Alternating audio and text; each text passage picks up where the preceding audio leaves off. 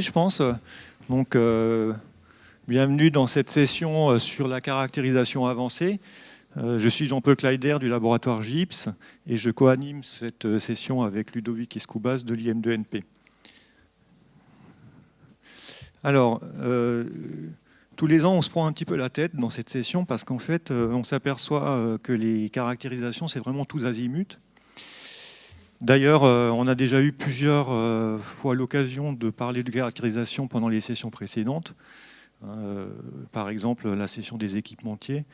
Finalement, sur les 4 présentations, il y en a 3 qui concernaient des équipements de caractérisation. Alors, bon, pourquoi tout simplement parce que quand on fait du photovoltaïque, il y a plusieurs métiers. Il y a des matériaux, on assemble des matériaux, on a des interfaces, on fait des composants, ensuite on fait des cellules et ensuite des modules. Dans la session précédente, Anne Migan vous a parlé également de caractérisation, puisqu'elle vous a donné des exemples de caractérisation sur des cellules ou sur des modules. Donc finalement, on a différents types d'objets avec différentes dimensions qui peuvent aller de l'aspect nano jusqu'aux aspects très macroscopiques. Et donc, tout ça se mélange avec différents types de caractérisation, structure, chimie, optique, optoélectronique, électronique, et en plus donc les aspects instrumentation et ah oui, bon, faut que je me mette dans la lumière. Pareil que je suis plus beau dans la lumière, donc voilà. Donc oui, je vous disais que en plus de ces différents types de caractérisation, on a dans cette session également des focus sur les aspects instrumentaux et il ne faut pas oublier également des modélisations associées aux caractérisations.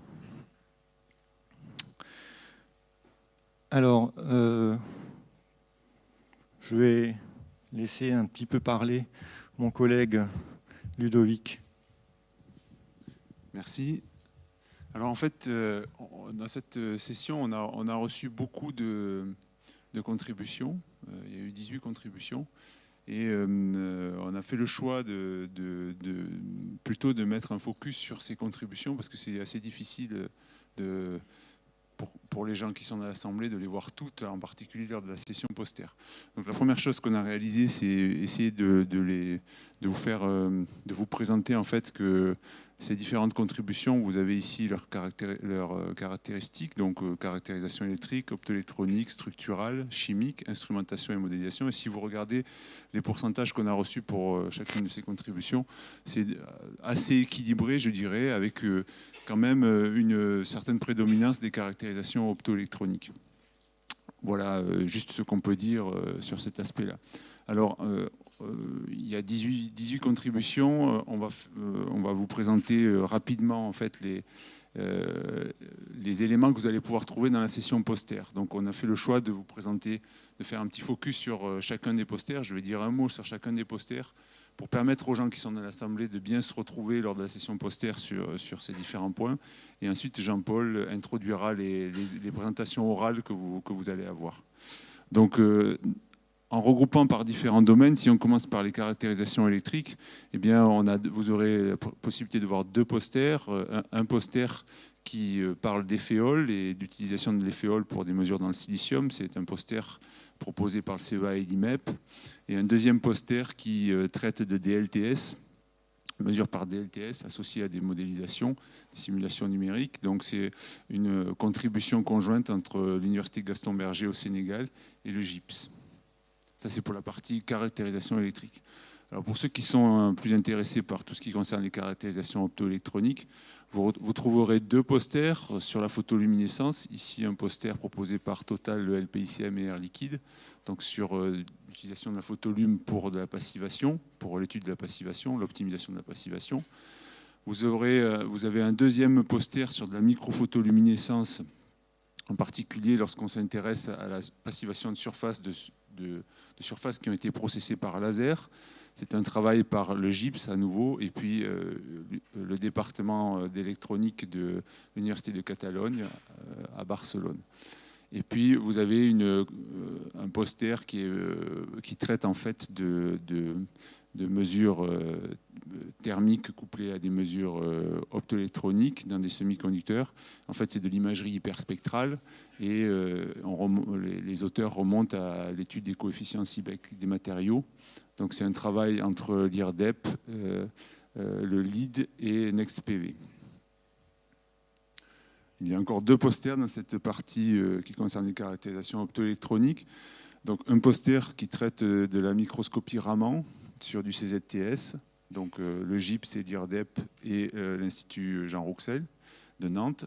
Et puis ensuite, vous avez des travaux qui concernent l'utilisation de 2 méthodes, enfin principalement d'AFM, en mode Kelvin probe ou en mode conducting probe. Et c'est l'étude en fait de silicium épitaxié. C'est un travail entre Total, le LPICM, l'IPVF et le GIPS. Voilà pour la partie, tous les posters qui concernent la partie caractérisation optoélectronique. Ensuite, il y a aussi les caractérisations structurales. Alors, dans les caractérisations structurales, vous aurez 2 contributions orales, dont Jean-Paul vous dira un mot tout à l'heure. Et puis, vous avez en fait l'étude du CZTS par diffraction de rayons X. C'est un travail qui a été mené en collaboration avec l'Institut des matériaux Jean Rouxel et le synchrotron Soleil. Voilà. Si maintenant on regarde les caractérisations chimiques, alors on a une étude originale sur l'EVA, en fait l'étude de l'EVA, de son vieillissement accéléré sous UV, par des mesures de transmittance et puis des mesures par FTIR. Et la 2e contribution sur les caractérisations chimiques concerne en fait l'étude fine du rapport gallium sur gallium plus indium. Donc, alors c'est une stratégie croisée, ça veut dire que plusieurs techniques de caractérisation ont été utilisées, du XPS, de l'EDS, du GDOS. Donc voilà, c'est un travail qui a été réalisé par l'ILV, l'Institut de l'IRDEP et Oriba. Dans la partie instrumentation, il y aura 2 contributions orales, donc une invitée. Et en fait, dans les posters, vous trouverez une présentation qui est proposée par la société TFC Instruments et le GIPS. Il s'agit en fait de mesures, d'un nouvel appareil qui a été développé, de mesures à partir de la technique SSPG. Et puis, on a eu un certain nombre de contributions, 3, qui concernent le couplage entre des modélisations et des caractérisations. Donc des techniques en fait des modélisations de densité d'état, ici corrélées à des mesures de photocourant. Donc c'est un travail qui est réalisé par le GIPS. Ici le modèle de defect pool qui est utilisé en fait qui est couplé à des mesures pour pouvoir étudier la densité de défaut de surface dans des hétérojonctions silicium cristallin, silicium amorphe hydrogéné. Donc c'est un travail du GIPS également. Et puis ici des travaux qui ont été menés à l'IM2NP qui concernent en fait de la modélisation, en particulier pour faire de la spectroscopie de durée de vie dans le silicium cristallin par la technique de microwave phase shift. Voilà en gros l'overview des différentes contributions que vous allez trouver sous forme de poster. Je vais passer la parole à Jean-Paul qui va vous dire un mot sur les différentes contributions orales que vous allez avoir juste après. Voilà, donc surtout allez voir les posters tout à l'heure. N'y allez pas tout de suite parce qu'on va avoir de très belles contributions orales. Donc la première concerne l'intérêt du rayonnement synchrotron. Donc on a la chance d'avoir ici Pierre Fertet qui va nous parler du synchrotron. Pierre Fertet qui vient du synchrotron Soleil. Il va essayer de vous convaincre d'augmenter les interactions avec le synchrotron et de vous montrer tout ce qu'on pourrait en tirer pour les applications photovoltaïques. Une autre contribution, cette fois-ci de Stéphane Collin du LPN, sur un nouveau système très intéressant qui est la cathodoluminescence résolue en temps. Donc c'est un équipement qui a été très récemment acquis. Et donc Stéphane vous montrera tout ce qu'on peut espérer de ce nouvel instrument unique. Troisième contribution qui provient de l'EDF et IRDEP, donc c'est Gilbert et Ladjé. sur des cartographies de propriétés de transport électronique. Alors, je dirais que c'est une contribution qui va un petit peu dans le sens de couplage aussi, de caractérisation. C'est essentiellement basé sur des techniques de luminescence en régime transitoire, mais également avec différents modes, et notamment une corrélation avec le mode d'imagerie hyperspectrale. Et puis, pour terminer, une contribution sur des aspects de caractérisation structurale également à partir de l'ARMN du solide et une application à des composés de type CZTS, avec notamment une étude sur le désordre cationique et la distribution anionique, donc contribution qui provient de l'IMN et d'IMRA Europe, et qui sera donnée par Michael Paris. Voilà, donc sans plus tarder, on va passer à la première contribution, donc contribution invitée de Pierre Fertet, du synchrotron Soleil. Et donc, je te cède la parole.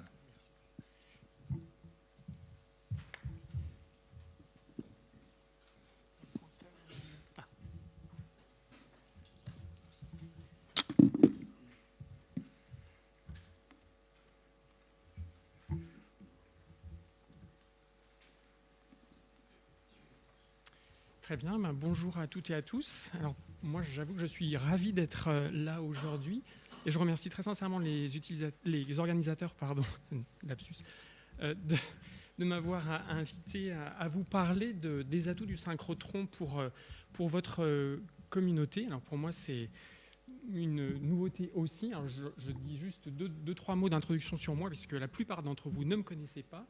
Je suis plus particulièrement responsable de la ligne de diffraction à Soleil, la ligne de lumière cristal. Et donc, je vais essayer, comme l'a dit Jean-Claude, d'essayer de vous convaincre ou vous aider à mieux connaître ce que peut vous apporter le rayonnement synchrotron. Je pense que quand même, il y a un certain nombre de choses qui sont connues pour un grand nombre d'entre vous. Et donc, ce que je vous propose dans la petite demi-heure qui suit, petite 25 minutes, disons, c'est la chose suivante. Bon, je me sens un peu obligé quand même de faire une brève introduction sur le synchrotron et en particulier de ses propriétés caractéristiques qui peuvent être intéressantes pour vous. Et ensuite, puisqu'on est au sein des journées nationales du photovoltaïque, j'ai un peu orienté mes choix aussi en vous présentant des études qui pourraient être réalisées dans le synchrotron national, donc en particulier à Soleil. Voilà, et je terminerai par une petite conclusion où je vous passerai aussi peut-être des informations un peu plus pratiques. Alors, entrons dans le vif du sujet. Le synchrotron, j'ai un parti pris, Soleil, le voici. En quelques mots, comment ça marche. Donc, il génère de la lumière grâce à des paquets d'électrons qui tournent dans un anneau de stockage. Donc, nous, on appelle ça la machine, qui, donc, en tournant, émettent un rayonnement, qui vont être collectés par les lignes de lumière qui sont donc tangentiellement installées à l'orbite de cette trajectoire-là. Donc on voit ici une excroissance des deux lignes longues qu'il y a à Soleil. Donc ces électrons qui tournent ont déjà une première conséquence, c'est de produire un rayonnement sur un large spectre, disons blanc. Donc en ce qui concerne Soleil, ça va des infrarouges très lointains jusqu'aux rayons X durs. C'est une source très brillante, donc beaucoup de photons délivrés. Donc ils vont évidemment vous permettre d'avoir accès, de caractériser des échantillons que éventuellement vous ne pouvez pas faire en laboratoire. Mais il y a aussi un aspect que je trouve assez important, c'est la rapidité avec laquelle vous pouvez faire ces caractérisations, et donc qui vous ouvre éventuellement la possibilité aussi de regarder ce qui se passe en fonction du temps. C'est des faisceaux généralement assez parallèles, donc là encore c'est un gros avantage pour augmenter la résolution de certains instruments, de certaines techniques, comme je vous le montrerai. Source polarisée, j'avoue que je ne vais pas tellement insister aujourd'hui, c'est l'une aussi de ses caractéristiques, mais je passe rapidement. Une source cohérente, je vous montrerai un exemple à quoi cette cohérence peut servir, et aussi une source pulsée. Comme je l'ai dit, ce sont des paquets d'électrons qui tournent dans l'anneau. Donc à chaque fois qu'un paquet d'électrons passe devant une tête de lit, donc devant une ligne de lumière, il délivre une bouffée d'électrons qui généralement est très courte, quelques centaines de picosecondes. Et donc vous pouvez utiliser cette structure temporelle, en quelque sorte, du rayonnement pour explorer des dynamiques sur plusieurs échelles de grandeur de temps. Donc, du coup, comme je l'ai dit, c'est une source blanche, mais évidemment, chaque ligne de lumière va s'intéresser à un spectre plutôt restreint de cette lumière émise, donc installée tangentiellement à l'anneau. Évidemment, vous allez retrouver toutes les techniques, disons, plus ou moins classiques, issues de l'interaction de la lumière avec la matière. Donc, de l'absorption, de la diffusion, de la diffraction aussi, bien sûr, pourquoi pas de la fluorescence et la photoémission. Donc du coup, vous pouvez remonter comme ça à tout un tas de caractéristiques de vos échantillons. Et quand, je l'ai dit tout à l'heure qu'effectivement c'était des caractérisations tous azimuts, j'avoue que pour moi c'est un exercice assez difficile de faire cette présentation-là parce qu'effectivement ça part dans toutes les directions. Donc j'ai eu un peu de mal à choisir mes exemples, j'avoue. Mais bref, vous remontez donc à des informations donc type chimique, constituants élémentaires ou des phases, d'organisation structurale au niveau atomique, moléculaire, morphologique, si par exemple il y a des domaines, caractériser aussi les interfaces, propriétés, alors plutôt électroniques pour ce qui va nous concerner ici, j'ai l'impression quand même, et dynamique, comme je l'ai dit tout à l'heure, si vous voulez donc à la fois avoir des approches de compréhension de dynamique électronique, mais également des propriétés structurales. Voilà. Donc Soleil, c'est 29 lignes de lumière, presque toutes ouvertes à la communauté des utilisateurs, qui sont donc réparties, on ne voit pas très bien sur le transparent, mais réparties donc dans le domaine spectral. Donc on dira qu'il y a deux grandes familles, celle qui travaille plutôt avec les X durs et plutôt avec les X mous. Donc en gros, caractérisation des propriétés structurales et caractérisation des propriétés électroniques, pour être très schématique. Et ce que je voulais aussi mentionner, c'est que vous savez sans doute qu'il y a un deuxième synchrotron qui est installé en France, donc près de Grenoble. Et donc, j'ai simplement ici mentionné la complémentarité des deux, puisque la machine de l'ESRF, comme on dit, est une machine à plus haute énergie, donc plutôt dédiée, on va dire, rayons X durs, tandis que Soleil a, disons, son maximum de photons centré sur cette bande-là, donc peut-être un peu plus adaptée pour la caractérisation des propriétés électroniques. Voilà.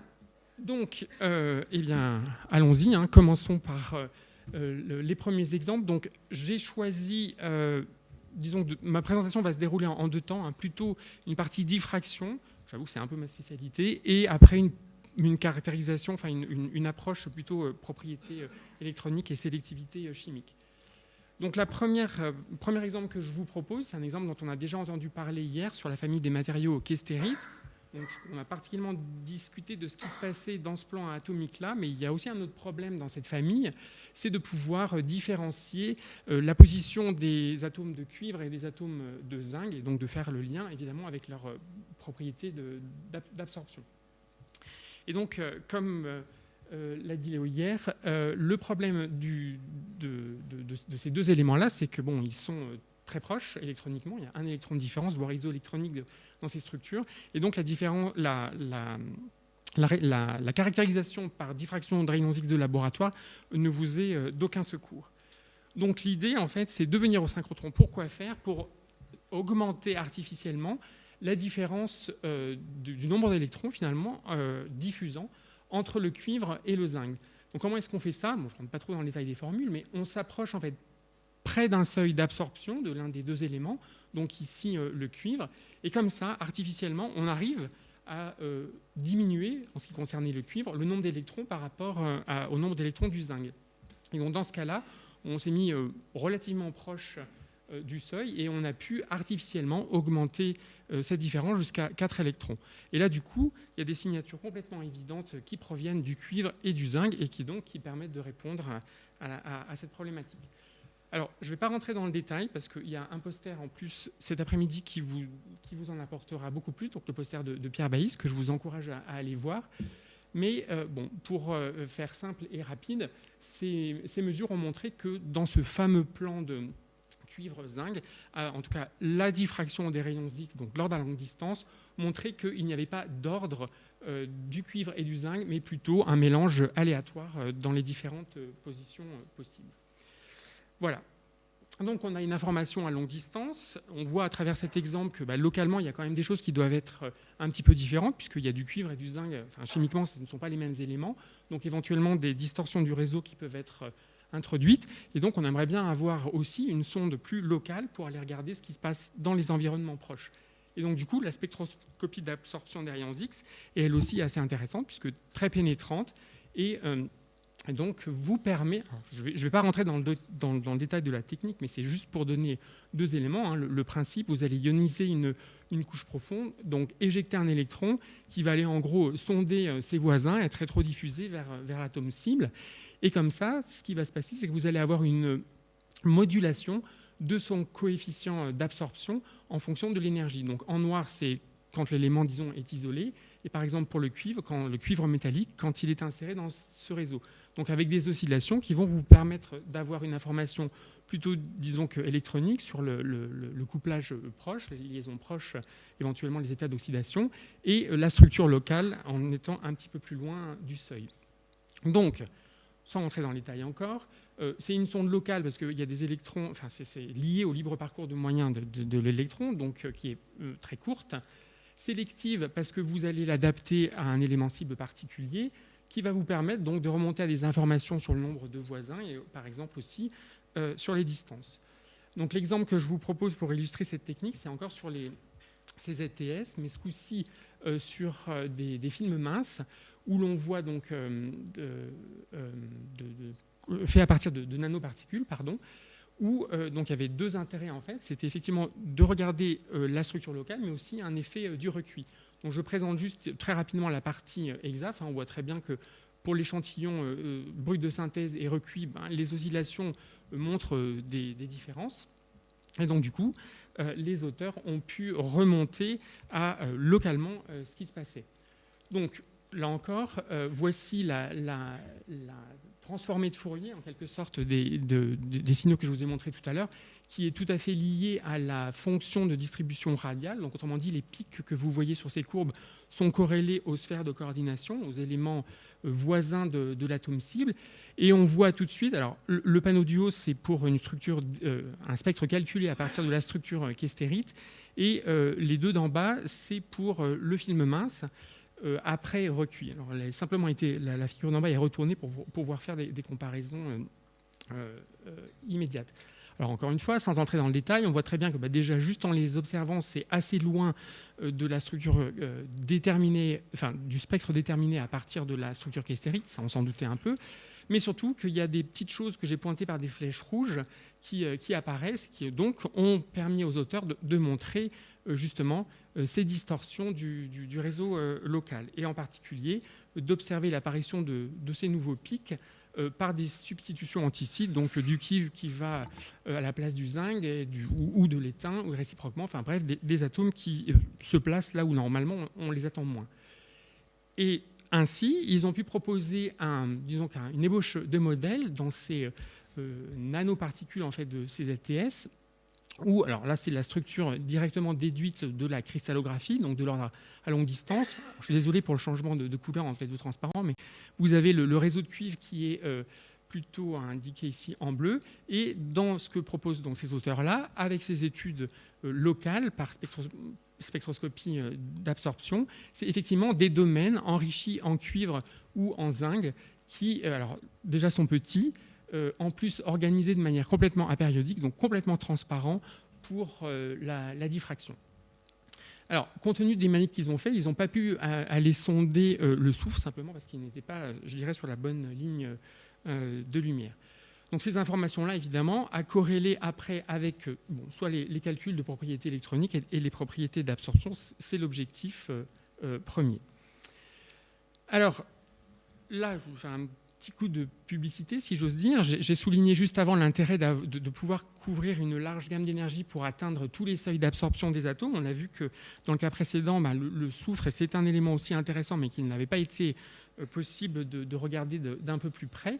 Alors là, je cite un autre exemple de travaux possibles, ou disons en cours, donc qui implique l'un de mes collègues qui est dans la salle, avec donc Bénédicte Lassalle, qui pourra vous en dire un petit peu plus long si vous le souhaitez, mais qui met l'avantage, je dirais, ici, de cette sonde très pénétrante, avec un haut flux de photons, et donc qui vous donne l'accès à une certaine dynamique, puisqu'elle vous permettrait, par exemple ici, de regarder les croissances de couches minces de ces films par des techniques de chimie douce, donc des bains chimiques ou dans des cellules électrochimiques. Donc là, il y a des gens qui sont spécialistes de ça ici. Mais encore une fois, une information sur les mécanismes de croissance apportés par ces sondes très locales. Voilà. Donc, cette fameuse ligne de lumière qui vous permet de couvrir tous les éléments, donc les éléments légers pour les seuils K et un peu plus lourds, et les seuils L pour les éléments un peu plus lourds. Donc, c'est la ligne de lumière Lucha. Et je pense qu'elle, effectivement, est particulièrement intéressante puisqu'elle s'intéresse aux éléments qui vous concernent. Voilà. Alors, j'ai parlé de l'importance de ces sources très brillantes. Un autre intérêt aussi, c'est qu'avec ces sources brillantes et assez parallèles, on peut focaliser des faisceaux, donc faire des faisceaux de petites dimensions, et donc réaliser des imageries 2D ou 3D d'échantillons. Donc là, j'ai choisi un exemple de caractérisation par microdiffraction d'un film mince, donc de semi-organique, de polyhexylthiophène, dont, là encore, les propriétés sont liées en fait à sa cristallinité et en particulier à l'orientation des domaines cristallins que l'on peut trouver. Donc, classiquement, le film étant déposé sur un substrat de verre, si les plans des molécules du thiophène se mettent plutôt parallèles ou plutôt perpendiculaires à la surface du film, vous avez des propriétés plutôt adaptées pour le photovoltaïque ou plutôt pour les transistors. Enfin bref, l'idée dans cette étude-là, c'est vraiment de caractériser spatialement ces domaines cristallins et donc essayer après de lier tout ça à la mobilité des porteurs de charge. Donc qu'est-ce qu'ils ont fait? Donc ça, c'est une étude qui a été réalisée au synchrotron d'Hambourg, après à Petra 3, mais qui pourrait aussi être réalisée à Soleil. Donc l'idée, c'est de faire un nanofaisceau, on va dire un faisceau submicronique plutôt, c'est plus raisonnable, et donc de déplacer ce faisceau sur l'échantillon pour collecter des diagrammes de poudre, enfin des clichés de diffraction. Et alors, je présente ici trois images correspondant à 3 points différents sur l'échantillon, et vous voyez tout de suite, enfin j'espère, la différence. Donc déjà qu'on a des diagrammes de poudre, donc que ces domaines sont très petits et aléatoirement orientés, mais on voit que les signatures sont un peu différentes dépendamment de l'endroit où on se trouve sur l'échantillon. Vous avez ici des anneaux supplémentaires qui n'apparaissent pas là, et donc qui peuvent être reliés à la présence de ces domaines plutôt face-on ou edge-on dont j'ai parlé tout à l'heure. Et en particulier, si on regarde plus en détail les clichés relatifs au domaine face-on, on voit que la distribution d'intensité n'est pas tout à fait homogène, donc traduit une orientation préférentielle de ces domaines. Donc vous avez vraiment une sonde très précise pour cartographier ce genre de film. Alors, bon, je n'ai pas le temps de rentrer dans les détails, mais on peut faire des analyses un peu plus poussées justement de cette répartition d'intensité avec la méthode de la fonction de corrélation croisée pour, en particulier, je vais juste détailler celui-là, vous intéresser au signal qui vous donne la présence de ces domaines à face orientée parallèle au substrat pour voir donc, la distribution dans le film. C'était un film de 20 par 40 microns. Et ce que j'ai oublié de dire, en fait, c'est que la synthèse de ce film résultait donc du mélange de ce polymère avec des particules d'or. Et donc, on voit à travers ça l'influence de ces nanoparticules d'or sur l'orientation des grains, enfin des domaines cristallisés du polymère. Et on peut faire avec ces deux cartes-là, donc à la fois le signal des domaines orientés face-on et de la répartition des nanoparticules, une corrélation directe finalement entre l'influence de la nanoparticule sur la morphologie du film. Très bien. Alors, un petit exemple de l'imagerie par diffraction cohérente. Alors bon, je fais aussi une petite parenthèse très brève sur la diffraction cohérente. Qu'est-ce qu'elle a de particulier? Si vous prenez une source, mettons, de rayons X classique, donc non cohérente, vous faites diffracter un échantillon, vous obtenez une tache de bras qui, disons, va avoir un profil gaussien.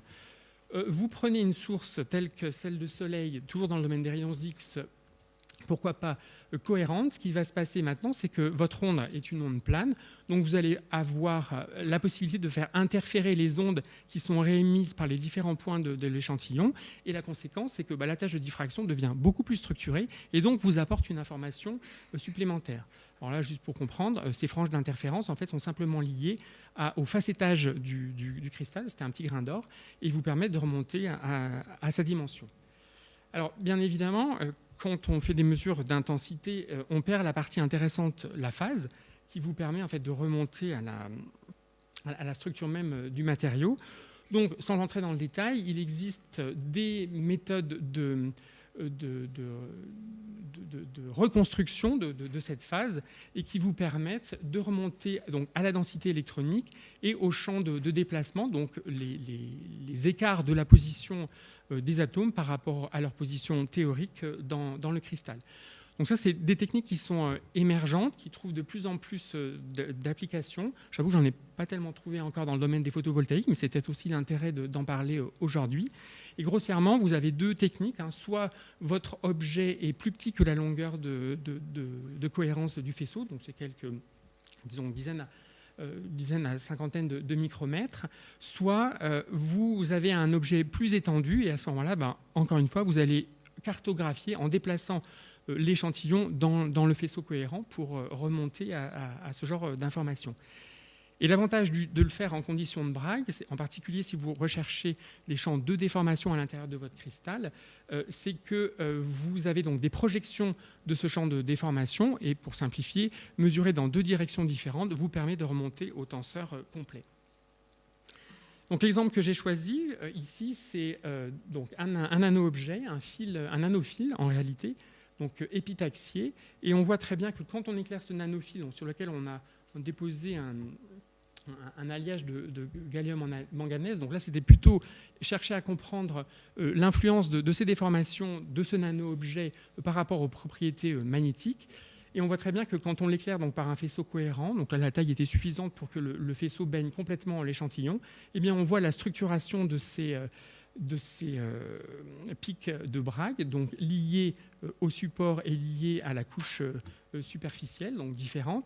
Et en utilisant ces algorithmes de reconstruction, alors je suis désolé, on ne voit pas très bien sur la diapositive, mais la reconstruction donc, du champ, ici uniquement présenté, du champ de déformation verticale, donc en fonction de la profondeur de l'échantillon, et comparé à un calcul d'éléments finis. Donc on voit que l'accord est assez bon.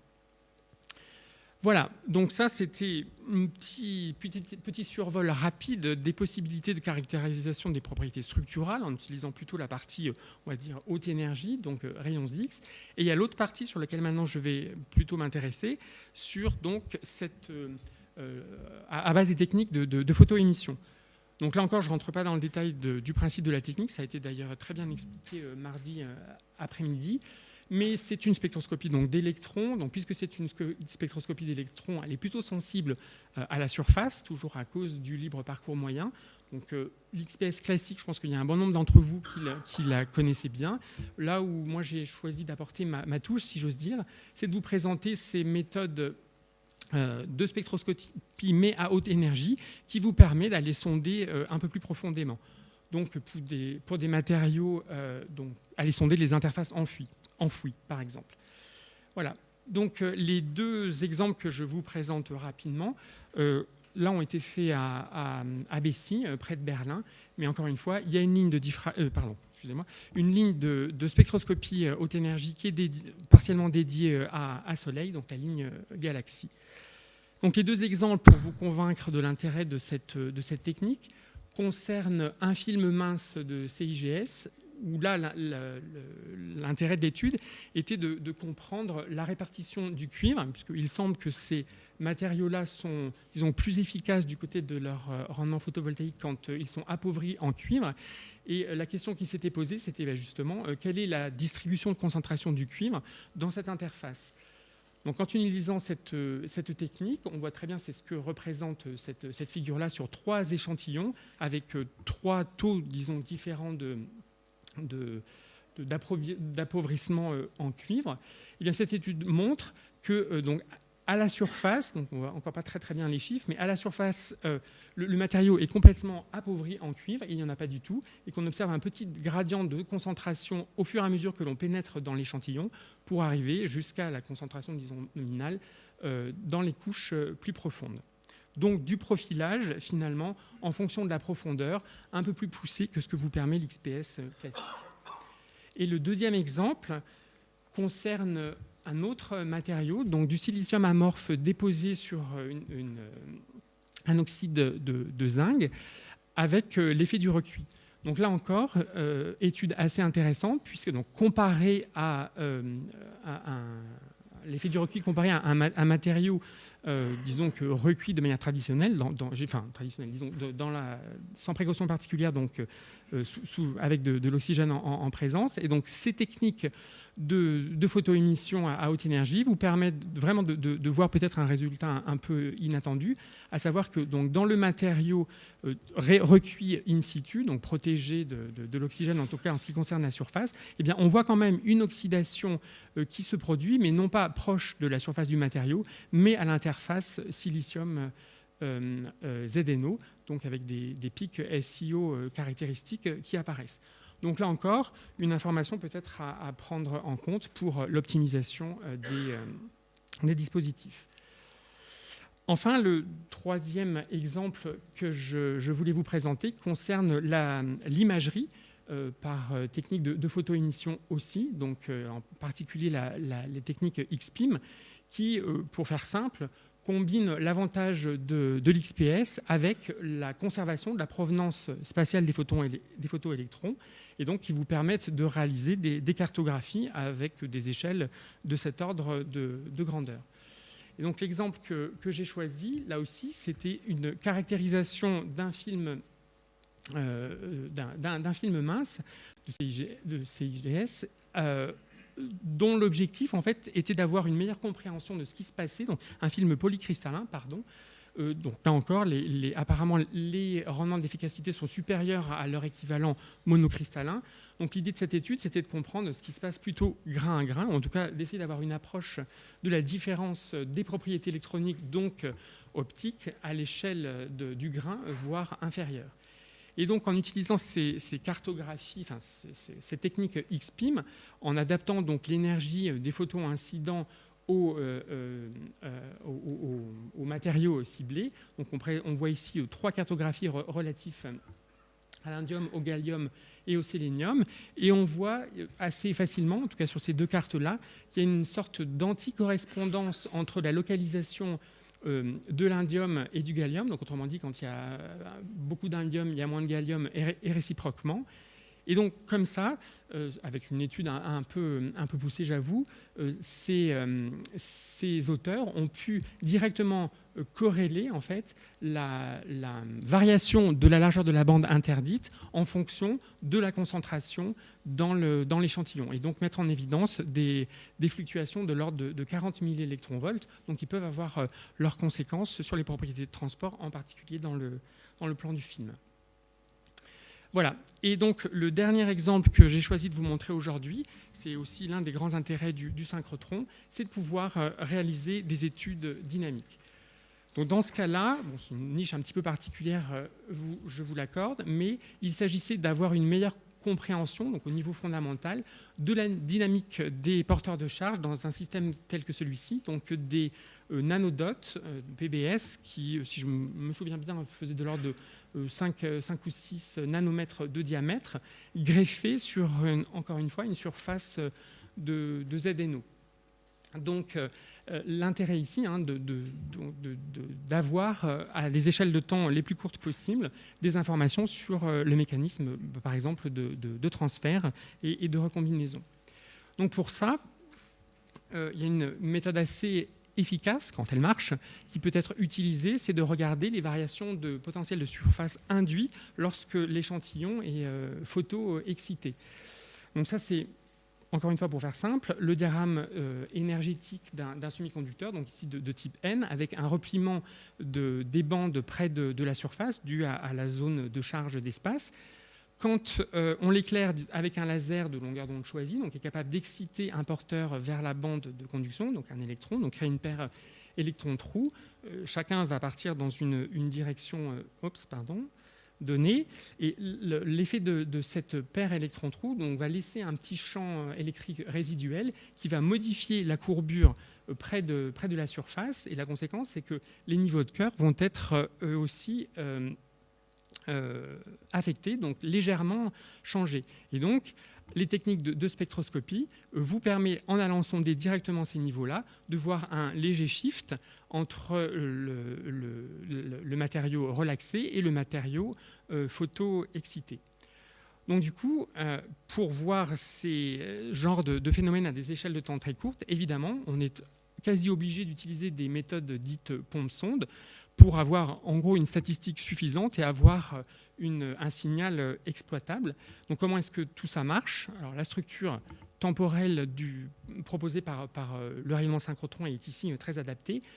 Vous allez exciter votre échantillon avec des impulsions laser et venir sonder avec un certain retard variable, ajustable, le matériau avec une bouffée de lumière générée par le synchrotron. Donc, typiquement, les impulsions de lumière délivrées, c'est une centaine de picosecondes. Donc, l'idée, évidemment, c'est de synchroniser l'excitation avec la détection. Donc, je ne rentre pas dans le détail, mais vous pouvez comme ça explorer, alors, en ce qui concerne Soleil, des dynamiques allant de la subpicoseconde, à peu près 130-150 femtosecondes, jusqu'à, est-ce que mort s'en suivre, dans quelques secondes, voire quelques minutes. Alors, pas forcément par des techniques pompe-sonde, évidemment, pour les études plutôt longues. Voilà, donc juste un petit résultat pour montrer que ça marche. Donc, qu'est-ce qu'on voit ici? L'étude en fonction du temps. Donc là, l'échelle, c'est l'échelle du bas, c'est 1 milliseconde. Donc, le cyclage laser, c'était 1 demi-milliseconde, on applique le laser, 1 demi-milliseconde, le laser est éteint, et on regarde comment le potentiel de surface varie. Donc, on voit tout de suite l'effet. Alors, en bleu, c'est lorsque le substrat est tout seul, et en rouge, c'est quand la nanoparticule, les nanodots sont greffés sur le substrat. Donc, on voit une réduction drastique du signal, de cette variation du potentiel de surface par l'effet de greffage, et aussi une accélération de la dynamique. Alors, je ne rentre pas dans le détail, mais en gros, c'était apparemment des mécanismes un peu contre-intuitifs, mais qui pourraient s'expliquer par une injection directe, en fait, des porteurs de la nanoparticule directement dans la bande de conduction du substrat. Voilà, donc un exemple qui peut aider à mieux comprendre ces dynamiques rapides des porteurs de charge. Voilà, donc j'ai à peu près bouclé ma conclusion. J'ai été non exhaustif, rapide, peut-être pas forcément très clair du coup, mais en tout cas j'espère vous avoir convaincu de l'intérêt de ce rayonnement pour des caractérisations un peu plus poussées de vos matériaux. Et j'ajouterai aussi, c'est peut-être un deuxième intérêt de cette présentation, de vous rapprocher du synchrotron Soleil, parce que vous avez non seulement des lignes de lumière, mais des personnes qui sont plus directement impliquées dans ces problématiques liées au photovoltaïque, et donc vous permet finalement d'avoir des interactions plus directes et plus fructueuses pour éventuellement envisager d'aller plus loin. Enfin, deux annonces pour terminer. Ceux qui souhaiteraient avoir encore une approche un peu plus détaillée sur l'intérêt des spectroscopies à haute résolution dans le domaine de la recherche appliquée, il y a un workshop satellite qui sera organisé en janvier autour donc, du congrès annuel des utilisateurs de Soleil, à laquelle je vous invite à participer. Et aussi, surtout, une deadline si vous souhaitez faire des demandes de propositions. Donc la prochaine campagne qui s'ouvre, c'est bientôt, mais surtout, ça se termine le 15 février. Donc c'est surtout pour vous faire passer un petit message de ne pas attendre la dernière minute si vous souhaitez de faire des propositions et de prendre contact avec les gens avant. Voilà, et donc là, je m'arrête.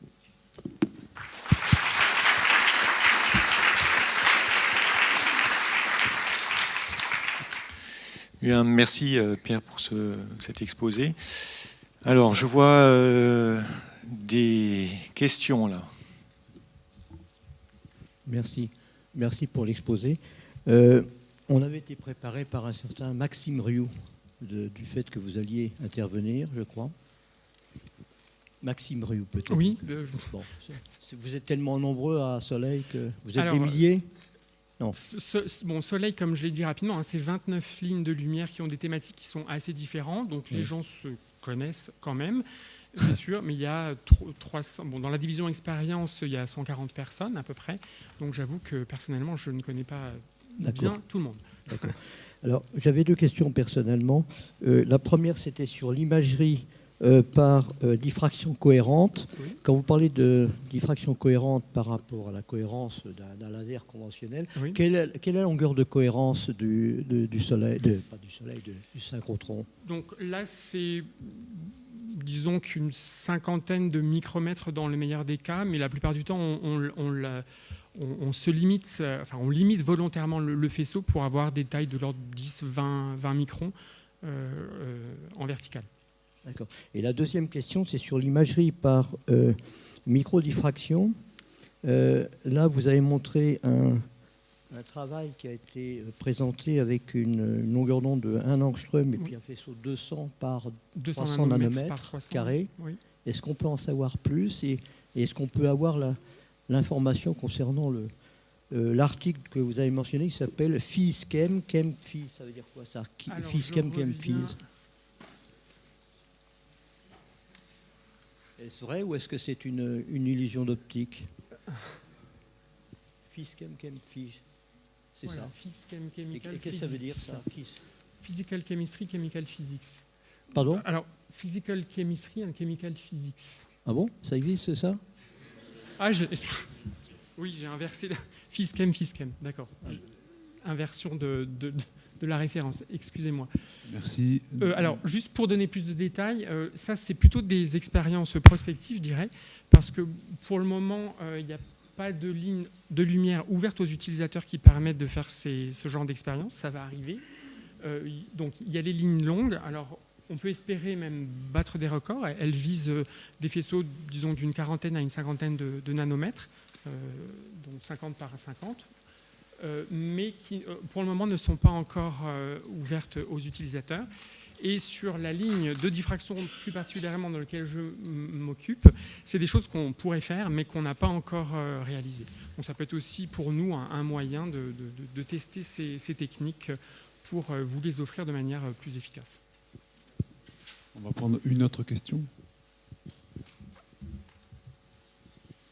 Moi, j'ai une question sur la spectroscopie de photoémission.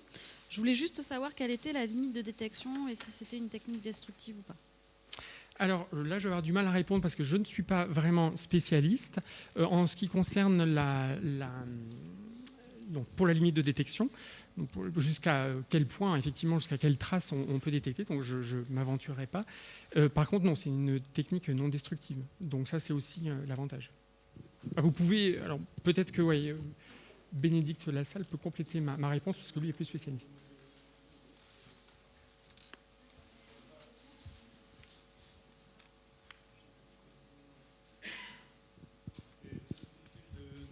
C'est assez difficile de quantifier ça, ça dépend de pas mal de choses. Ça dépend de votre échantillon. Est-ce que vous regardez vraiment la surface? Est-ce que vous regardez une couche enfouie? Ça dépend de l'angle, ça dépend de l'énergie, ça dépend de pas mal de choses en fait. C'est une question qu'on nous pose toujours, on a un peu de mal à répondre précisément. Donc le mieux c'est d'avoir un échantillon qui ressemble à ça, de mettre sous le faisceau, de regarder, faire un espèce de test de faisabilité, quoi. Parce que des fois on a des bonnes ou des mauvaises surprises. Et de même pour les dommages, parfois les rayons X vont endommager l'échantillon. Et donc c'est bien de le savoir à l'avance, quoi. On est un peu contraint par le temps. Il y avait une autre question là, mais peut-être que vous pourrez discuter à la pause avant le repas.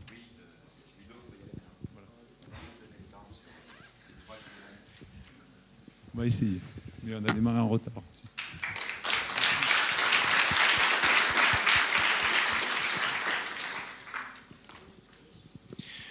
Bien, donc la présentation suivante va être donnée par Stéphane Collin. Ça, tu peux l'éteindre. Ouais.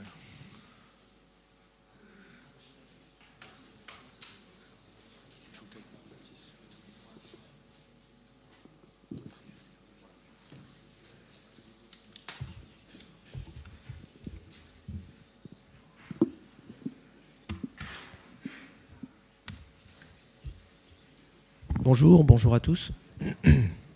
Donc je vais vous parler de cathodoluminescence résolue en temps. L'acronyme que j'utiliserai parfois, c'est TRCL pour Time Resolved Cathodoluminescence, ou tout simplement CL pour la cathodoluminescence classique. Voilà, alors je vais commencer par vous dire ce dont je ne vais pas vous parler. Je ne vais pas vous présenter de nouveaux résultats, et je ne vais pas vous présenter de résultats anciens non plus. En fait, je ne vais pas vous présenter de résultats du tout. Et alors, pour ceux qui me connaissent, je ne vais pas du tout parler de plasmonique, de cellules ultra fines, de piégeage optique, etc. En fait, j'ai pas résisté, et je vais vous en parler un tout petit peu. Pour vous dire qu'en fait, j'avais soumis 2 contributions.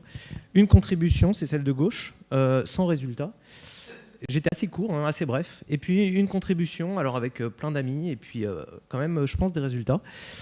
Et donc, on m'a donné l'opportunité de vous parler de ça aujourd'hui. Mais finalement, c'était assez logique, puisque j'ai 15 minutes pour vous parler de pas de résultats, et 2 heures pour vous parler tout à l'heure en session poster. Donc, à nouveau, venez à la session poster, des résultats sur le piégeage optique. Et donc, je termine cette petite introduction par 2 invitations. La première, c'est venez discuter avec moi tout à l'heure en session poster, et j'essaierai de vous convaincre que vous utilisez tous beaucoup trop de matériaux dans vos cellules solaires. Vous pouvez réduire la quantité de matériaux, peut-être beaucoup plus que ce que vous pensiez, et beaucoup plus que ce que nous on pensait, et ce que disait la limite lambertienne. Et puis une deuxième invitation, c'est venez aussi discuter avec moi après cet exposé pour qu'on prépare les posters de l'année prochaine, c'est-à-dire pour discuter de vos échantillons qu'on pourra caractériser avec la technique que je vais vous présenter. Et comme ça, on aura plein de résultats à montrer l'année prochaine autour de la cathodoluminescence résolue en temps. Alors, rentrons dans le vif du sujet. En fait, ça fait 3 ans que je travaille sur ce sujet, et j'ai donc toujours pas de résultats. Ça fait 38 mois exactement. Alors, j'ai construit... en fait, je vais vous expliquer quand même. Donc j'ai monté ce projet, d'abord il faut le dire, avec plusieurs partenaires qui m'ont tout de suite suivi. Donc on est 5 labos, le LPN dont je viens, l'IEF, l'IRDEP, le LPICM et le GIPS. Et tous ces laboratoires m'ont suivi pour construire un projet, pour acquérir un nouvel équipement. Donc tout le monde a été assez facile à convaincre. Par contre, j'ai quand même mis un peu plus de 2 ans à convaincre les financeurs qui sont indiqués ici pour acheter cette machine. Et que donc je me dois de citer, l'ABEX Ganex a été le premier à nous faire confiance. Ensuite, l'Île-de-France, à travers le CNano et à travers plus particulièrement le DIM, ce qui s'appelle le DIM Nanoca. Et puis ensuite, alors ça c'était très bien, l'Île-de-France a complété le financement via les fonds FEDER européens. Et puis des petits compléments qui ont permis d'avoir un soutien de postdoc via le LABEX, et puis d'avoir une machine vraiment très complète avec des apports des laboratoires IEF et LPN. Et donc la machine dont je vais vous parler, en fait, elle a été installée il y a quelques semaines. C'est une machine qui est fabriquée par Atolite. Et donc c'est parce qu'elle a été installée il y a quelques semaines qu'on n'a aucun résultat. Alors maintenant je vais vous expliquer ce que c'est que cette machine et ce qu'on peut faire avec. Vous connaissez tous la technique de photoluminescence, c'est extrêmement simple. On envoie des photons sur un échantillon, les photons sont absorbés, on crée une paire électron-trou, et cette paire électron-trou peut se recombiner, réémettre des photons qu'on analyse. Donc ça c'est de la photoluminescence. On peut faire de la photoluminescence résolue en temps en envoyant, au lieu d'envoyer des photons en continu, on envoie des pulses de photons, et puis on va regarder la durée de vie, le temps que mettent les paires électron-trous à se recombiner, et ça va permettre de regarder la dynamique des charges. Et puis quand on envoie des photons sur un échantillon, par exemple sur une jonction, on peut aussi mesurer du photocourant. Voilà. Alors nous, en fait, on va faire tout ça, mais en envoyant des électrons au lieu d'envoyer des photons, et c'est la cathodoluminescence. Donc, alors ça, c'est vraiment, s'il y a un seul transparent à se souvenir, c'est celui-là, donc soyez un petit peu attentifs. Très très schématiquement, qu'est-ce qu'on fait ? On est comme dans un microscope électronique, on envoie des électrons sur un échantillon. Alors il y a des électrons rétrodiffusés, ça permet de faire de l'imagerie, de la microscopie électronique, de l'imagerie SEM ou MEB. On peut aussi connecter cet échantillon, si on a une jonction par exemple, et collecter, donc EBIC c'est Electron Beam Induced Current, donc collecter du courant généré par les électrons incidents. Et puis, eh bien, comme on crée des paires électrons-trous, on va également avoir des paires électrons-trous qui vont se recombiner et qui vont émettre des photons. Et donc, c'est en analysant ces photons qu'on va analyser le signal de cathodoluminescence. Alors ça, c'est une technique qui est bien connue depuis longtemps, qui est relativement classique. On a quelque chose en plus qui va être le mode pulsé, dont je vais parler un tout petit peu dans le transparent suivant, que je vais vous décrire un petit peu plus, et donc qui va nous permettre d'envoyer des pulses d'électrons sur cet échantillon. Finalement, c'est pas si différent que ça. Enfin, il y a des similitudes, on va dire, avec ce qui a été présenté dans l'exposé juste avant. Ici, ça va être des pulses d'une durée de 10 picosecondes. 5 en fait, enfin voilà, inférieur à 10 picosecondes et toutes les 12 nanosecondes. Donc une fréquence de répétition de 80 MHz. Et donc on va pouvoir analyser dans le temps les pulses de photons qui sont réémis par l'échantillon. Donc on a un équipement qui a différents modes, donc de manière assez classique. Donc évidemment de la microscopie électronique, c'est un microscope électronique, hein. De l'analyse de la cathodoluminescence en continu, de l'analyse du courant induit par le faisceau d'électrons, ELIC, et puis ce mode Time Resolved Cathodoluminescence. Alors cette machine, en fait, la machine qu'on a, elle est unique pour plusieurs raisons. D'une part par sa complémentarité, l'ensemble de ces techniques réunies en une seule machine, et par exemple la possibilité de mesurer absolument simultanément le signal SEM, donc l'image SEM, le signal de luminescence et le signal EBIC. Et puis, un autre point qui la rend unique, c'est ce mode résolu en temps. En fait, avec la technique qui est utilisée ici, c'est la deuxième machine au monde qui a cette possibilité. La première étant celle qui a permis les développements et qui est installée à Lausanne, où les développements ont été réalisés sur cette machine. Donc on est la première à être commercialisée en dehors de l'EPFL. Donc, alors les spécifications, ce que vous pouvez retenir et ce qui est important pour l'analyse peut-être de vos échantillons, c'est que la bande spectrale d'analyse des photons réémis va de 200 nanomètres à 1,7 micron, donc c'est très large. Cet échantillon est sur un cryostat qui permet de contrôler la température de 10 Kelvin à 400 Kelvin, c'est également une très grande gamme de températures. La résolution temporelle, j'en ai parlé, elle peut descendre à 10 picosecondes. La résolution spatiale, c'est celle d'un microscope électronique. Et ici, elle peut descendre à 10 nanomètres. Et puis, on a une platine pour l'échantillon qui est extrêmement stable. On a un système optique de collection des photons qui ne nécessite aucun alignement, qui a un très grand champ de vision. Et donc, tout ça permet de faire des analyses quantitatives et d'intégrer pendant très longtemps, avec un déplacement minime de l'échantillon. Donc, ça ouvre pas mal de possibilités. Voilà, je crois que je voulais dire. Oui, si, je voulais dire une chose importante, c'est que donc ça, ce sont des spécifications, mais évidemment, le monde n'est pas si facile en fait. On ne peut pas forcément avoir la résolution temporelle à 1,7 micron avec une résolution spatiale de 10 nanomètres. Enfin, tout ne peut pas se combiner non plus. Hein. Donc, c'est pour ça qu'il faut venir discuter avec moi après, en fonction de vos échantillons. Alors, une description un petit peu plus complète de la machine, pour que vous compreniez. Donc ça, c'est un microscope électronique, très schématique. L'échantillon, il est ici. Il est donc sur un cryostat, donc un doigt froid qui permet de descendre à 10 Kelvin. L'échantillon, il est sur un système motorisé, 6 axes, donc une platine.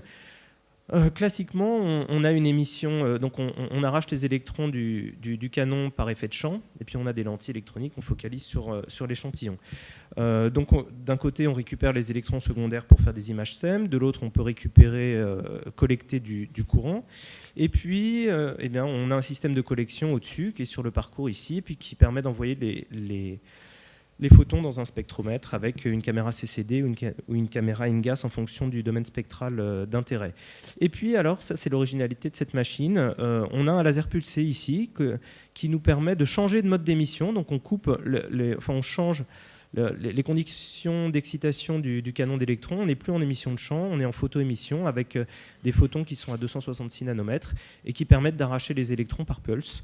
Et c'est ça qui permet d'avoir le mode pulsé. Et évidemment, pour analyser les photons qui sont réémis, qui sont réémis, il faut également faire une détection dans le temps qui est synchronisée avec le laser pulsé. Et là, on a deux possibilités.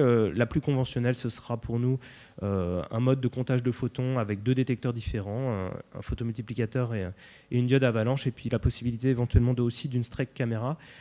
Voilà. Donc voilà à quoi ressemble la machine. Ça rentre dans 16 mètres carrés, donc c'est beaucoup plus petit qu'un synchrotron.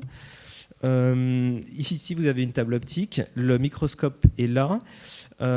Donc en fait, c'est une colonne de microscope qui est très petite, qui est très compacte. Tout ça est relativement petit. Ici, vous avez un dewar pour remplir d'hélium le petit cryostat qui est là. La porte est ici. Il y a quand même toute une électronique qui est à côté, qui est toute une armoire. Et puis, donc, le canon est ici, l'échantillon est là. L'optique de collection est là, le spectromètre est derrière, le laser est vertical ici, ce qui permet aussi d'être très compact et peut exciter le canon qui est ici. Et puis l'hélium rentre par cette canne ici. Ça, c'est la vue du dessus, parce qu'en fait, ce que vous ne voyez pas sur la photo d'avant, c'est que derrière, il y a tout le système de détection optique avec un monochromateur et puis plusieurs sorties, et puis la possibilité de changer ça. Alors, je vais sauter ça. Je vais simplement utiliser mes 4 dernières minutes pour vous montrer quelques exemples très rapidement. Donc, ça va être très, très superficiel de ce qu'on peut faire avec. Alors, la cathodoluminescence, c'était traditionnellement utilisé sur les semi-conducteurs grand gap, par exemple, pour regarder des défauts. Donc là, vous avez une image SEM et une image cathodoluminescence de la même chose. Et puis, vous voyez des défauts de croissance sur du GAN. Mais on peut faire beaucoup plus que ça. Par exemple, regardez ici des micropiliers d'IN-GAN. Donc vous avez ici des micropiliers avec une forme hexagonale et en fait vous avez une structure radiale avec des puits quantiques dans ces micropiliers. Et donc en fonction de la position, vous avez des émissions qui sont différentes. Donc vous pouvez faire une imagerie des photons réémis en choisissant la bande spectrale. Ici vous avez une image des photons qui sont réémis dans la bande 365-385 nanomètres. Vous voyez juste le substrat de GAN. Ici, vous voyez l'émission des puits quantiques à des longueurs d'onde un peu plus grandes. Et puis ici, vous avez une image encore différente, à une longueur d'onde plus grande, et puis vous pouvez les combiner. En chaque point, vous pouvez sortir un spectre, parce qu'il y a beaucoup de données. Pour chaque point, il y a un spectre dans ce qu'on analyse. Donc, vous voyez la même chose ici. Avec 3 spectres sur 3 points différents dans les puits, dans la coquille et puis entre les micropiliers. Et vous voyez les propriétés d'émission différentes. En haut, c'est à 300 Kelvin et puis en bas, c'est un exemple à basse température à 10 Kelvin. Je continue d'être très superficiel et de vous montrer qu'on peut aussi, donc, par exemple, se positionner en un point ici, ou intégrer sur toute la surface d'ailleurs, et puis mesurer la durée de vie en basculant en mode pulsé. Ce qui est intéressant aussi, c'est qu'on peut basculer en mode pulsé sans couper la machine en fait. Ça prend 15 minutes et donc en restant à la même place de l'échantillon.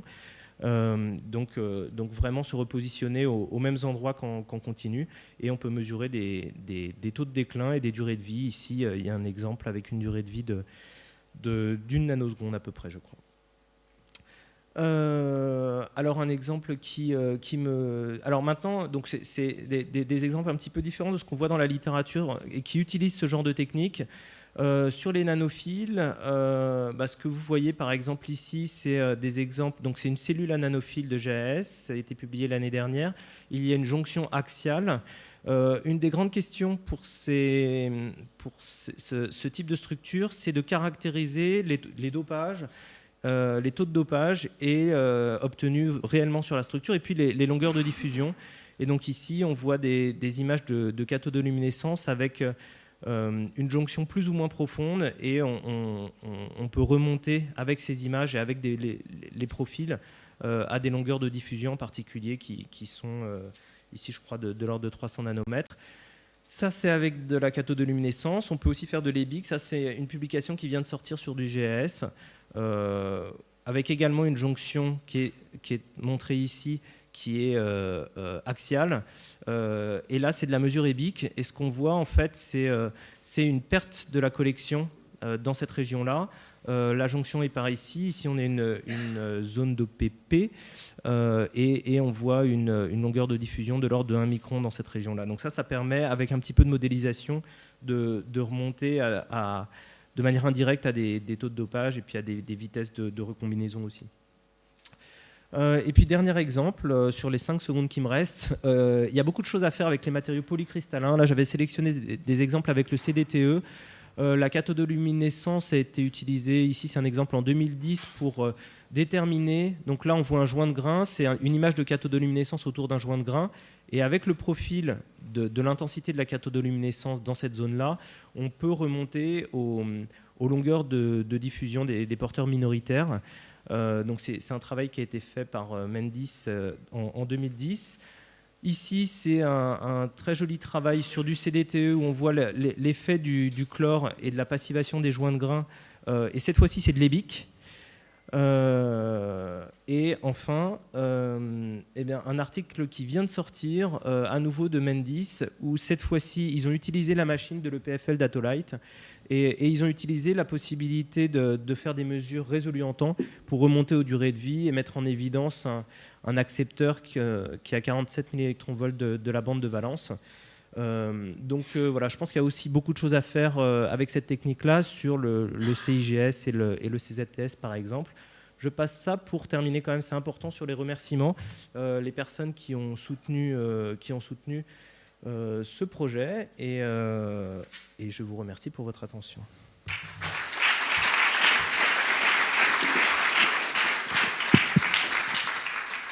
On a le temps pour une ou deux questions. Oui, Abdou. Merci. Question pour les BIC. Est-ce qu'on a besoin d'un contact semi-transparent comme c'était le cas conventionnellement ? Oui, alors d'ailleurs, ça me permet d'en profiter pour dire que pour l'instant, on n'a pas de micro-manipulateur. Donc, dans l'exemple que j'ai donné ici, ils ont utilisé un micro-manipulateur pour contacter. Donc, ils ont utilisé le substrat pour l'un des deux contacts et puis une pointe pour contacter un seul nanophile et obtenir cette image-là. Nous, pour l'instant, on a des contacts externes. En fait, la compatibilité des micromanipulateurs avec la basse température n'est pas évidente. Et nous, on a quand même déjà cette possibilité de faire des mesures EBIC à basse température avec une gestion des contraintes thermiques qui est assez bonne. Mais par contre, il faut des contacts externes et puis des petits connecteurs. Voilà.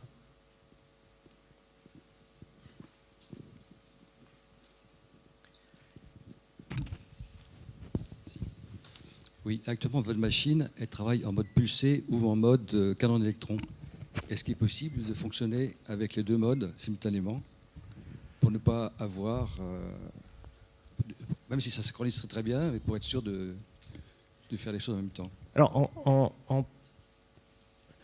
en théorie, oui, c'est possible, mais ça veut dire qu'on va travailler avec un très fort fond continu et un très faible signal pulsé qui s'ajoute dessus. Je pense que la détection va être bien compliquée pour sortir le signal du bruit. En fait, ce qu'il faut savoir, c'est que quand on bascule en pulsé, on a 1000 fois moins de courant. On perd 3 ordres de grandeur. Ce qui est logique, puisqu'en fait, on a des pulses de 10 nanosecondes de 10 picosecondes toutes les 10 nanosecondes, quoi, quelque chose comme ça. Donc voilà, sur le principe, oui. Je pense que dans la pratique, c'est vraiment compliqué de sortir du signal. Voilà. Ça peut être exploré. Juste une question. Est-ce qu'il y a des contraintes en termes de matériaux? Est-ce qu'on peut utiliser des matériaux organiques dedans? Ils vont se charger, peut-être. Ce sont les contraintes de n'importe quel microscope électronique. Si on peut faire de la microscopie électronique, on peut. On est un petit peu limité en tension d'accélération. On va de 1 à 10 keV. On ne peut pas monter au-delà. Enfin, pour des problèmes de charge, de façon générale, on ne veut pas monter au-delà. Donc voilà, tant qu'on peut faire de la microscopie électronique sur des matériaux, on peut faire de la cathode, ou essayer en tout cas. D'accord. Merci encore. Merci.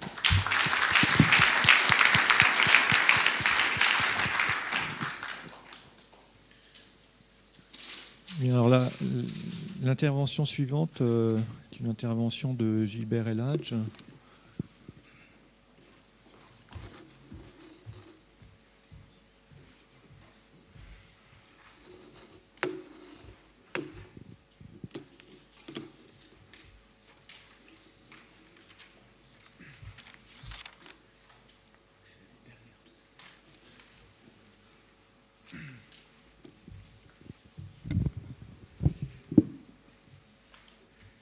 Bonjour à tous, toujours dans le même esprit de l'étude temporelle de la dynamique des porteurs. Aujourd'hui, je vais vous présenter nos travaux sur la cartographie des propriétés de transport électronique sur cellules polycristallines CIGS.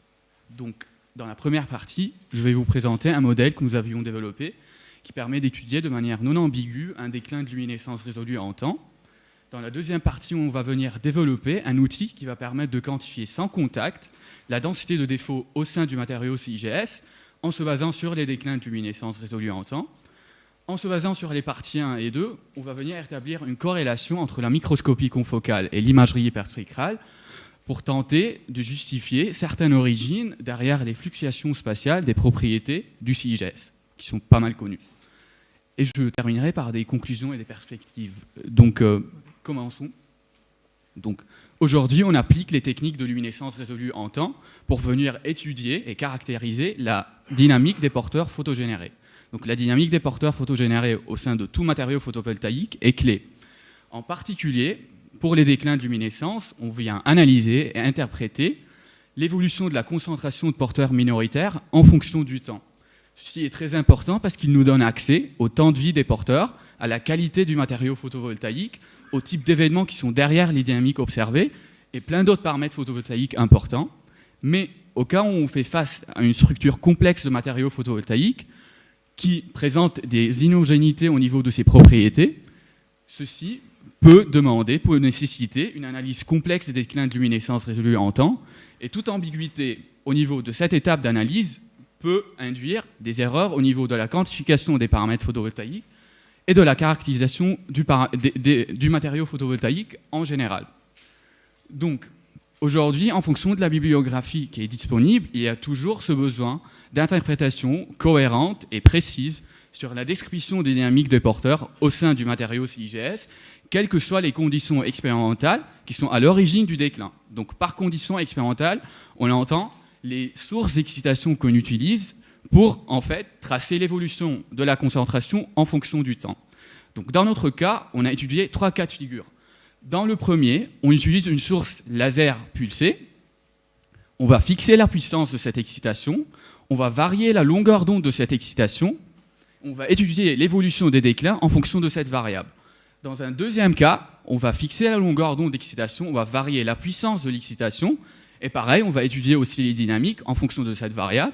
Et dans un troisième cas de figure aussi, on va fixer la puissance d'excitation et de la longueur d'onde d'excitation, et on va varier, on va venir injecter progressivement des valeurs de courant au sein de nos matériaux photovoltaïques, CIGS, et étudier l'évolution de ces dynamiques.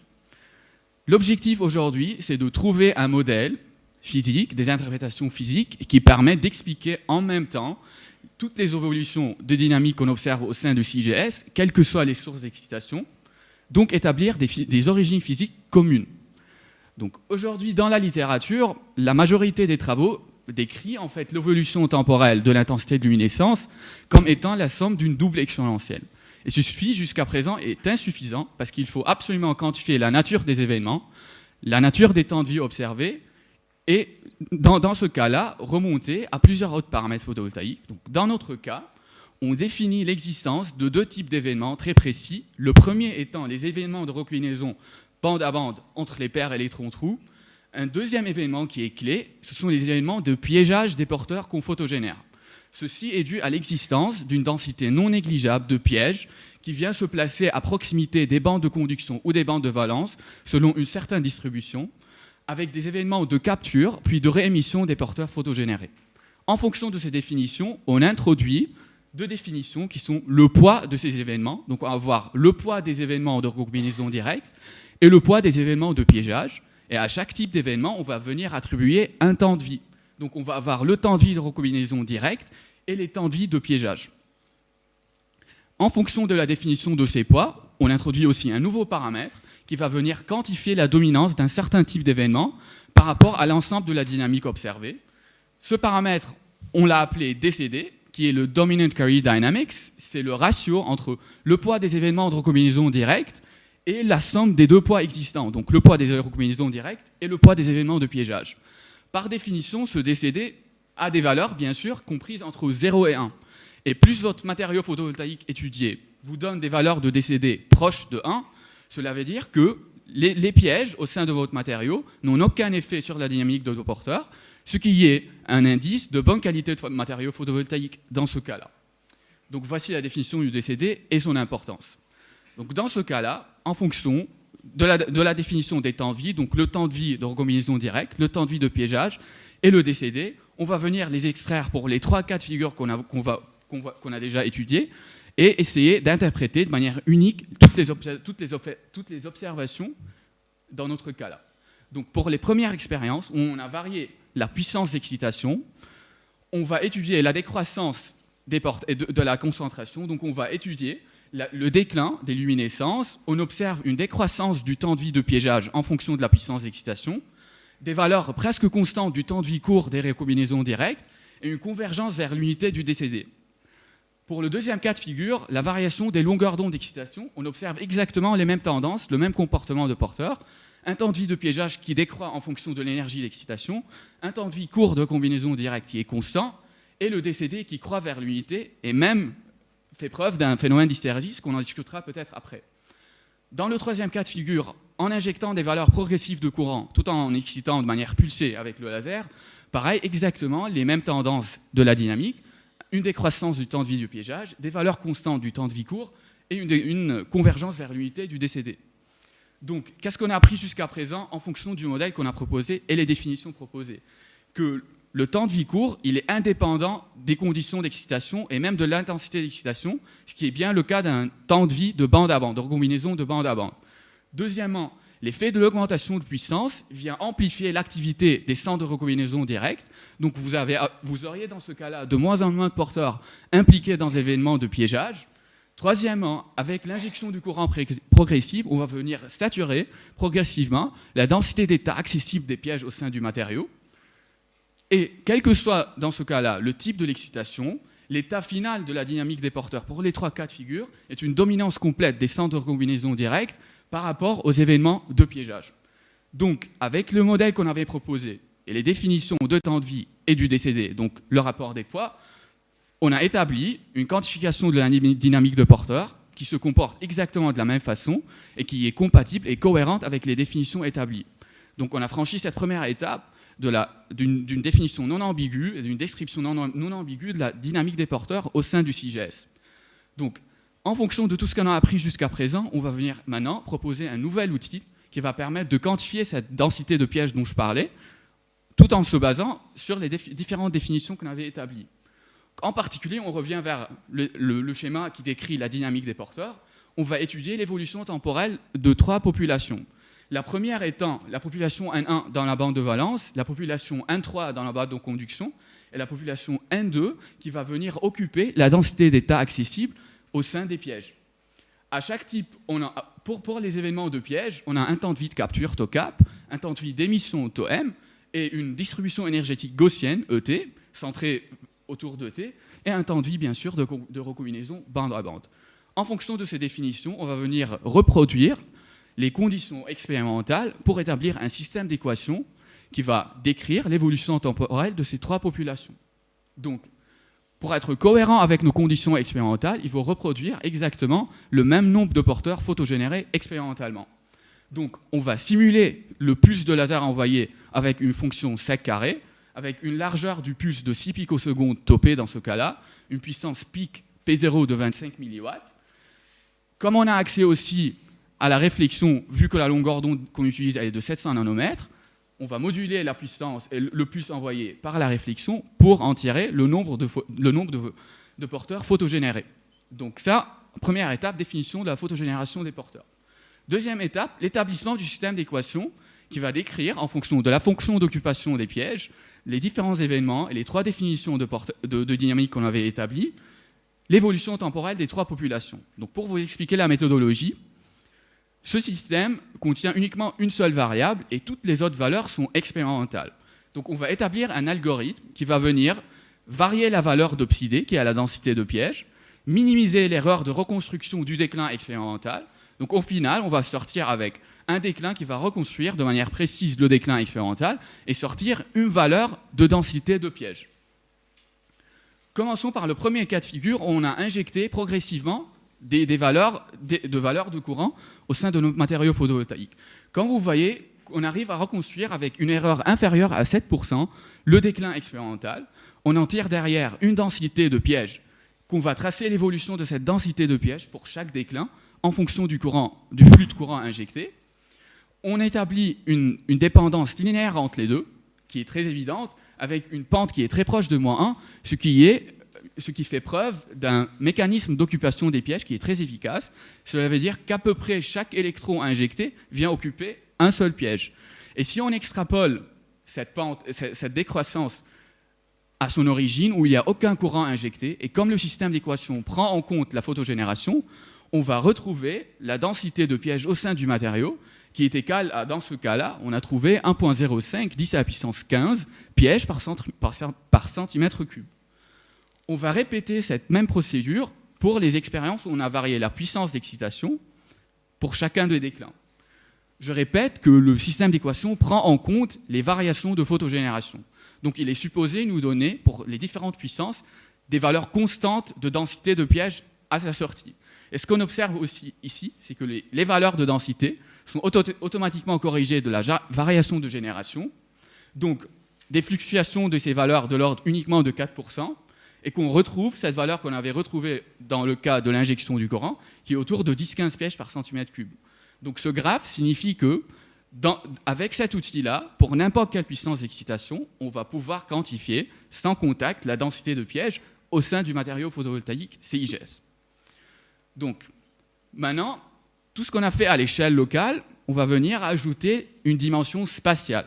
Donc, on va venir appliquer toutes les définitions, l'application de l'outil de quantification des faux, et venir tracer des cartographies des différentes dynamiques des porteurs. Donc, commençons par le premier cas, le DCD, qui lui reflète l'activité, donc l'existence de la densité des faux au sein de votre matériau CIGS. On va venir scanner en chaque point de notre microcellule de 30 microns de diamètre. On va venir faire une acquisition de déclin de luminescence résolue en temps. On va venir appliquer l'outil, en tirer une densité des faux, quantifier le DCD et tracer l'évolution spatiale, les fluctuations spatiales de l'activité des défauts et de leur densité. Notre résolution spatiale, elle est de l'ordre de 0,8 microns, et au final, on a 10 201 déclins de luminescence résolus en temps qu'on traite pour en tirer les différents paramètres photovoltaïques. Donc maintenant qu'on a établi une compréhension cohérente de la dynamique, on a validé les modèles des deux exponentiels avec les définitions, l'outil de quantification de défauts, on va venir essayer maintenant d'expliquer ou de mettre en évidence quelles sont les origines derrière les fluctuations spatiales d'un paramètre clé au sein du CIGS, qui est l'espacement des quasi-niveaux de Fermi. Donc, dans notre labo, en utilisant l'imagerie hyperspectrale, on est capable de cartographier ce paramètre très important. En utilisant l'imagerie hyperspectrale, en se basant sur la loi de Planck généralisée, on va voir pour cette même cellule la fluctuation spatiale de l'espacement des quasi-niveaux de Fermi. On va essayer maintenant de tracer l'évolution du delta mu, donc l'espacement de quasi-niveaux de Fermi, en fonction de l'activité des défauts et donc de leur densité. Une première expérience montre l'existence d'une corrélation entre les deux. Donc, en ce premier point, ça valide le modèle des doubles exponentiels, l'outil de quantification, et une cohérence entre l'imagerie hyperspectrale et la microscopie confocale si les bons paramètres photovoltaïques sont choisis. Donc, dans ce cas-là, on a validé les deux approches, les deux modèles, et on a pu mettre en évidence une des origines qui sont derrière les fluctuations spatiales du delta mu dans CIGS. Donc, pour terminer, on va conclure maintenant avec des perspectives. Donc, on a développé une compréhension en fait cohérente sur la dynamique des porteurs au sein du CIGS en suivant un modèle, en le validant au fur et à mesure de notre étude. On a développé un outil de quantification sans contact des pièges au sein du CIGS. On a démontré l'existence d'une corrélation entre la microscopie confocale et l'hyperspectrale qui nous a permis d'identifier l'origine derrière les inhomogénéités spatiales des propriétés optoélectroniques de CIGS. Je vous remercie de votre attention.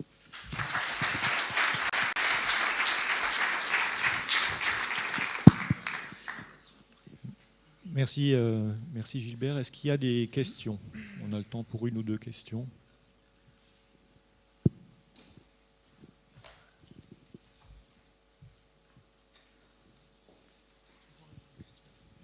Dans votre troisième série, vous faites varier le courant injecté.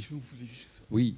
Dans la troisième série de manip, vous faites varier le courant injecté, il y a un changement de pente. À quoi est-il dû et à quoi ça correspond?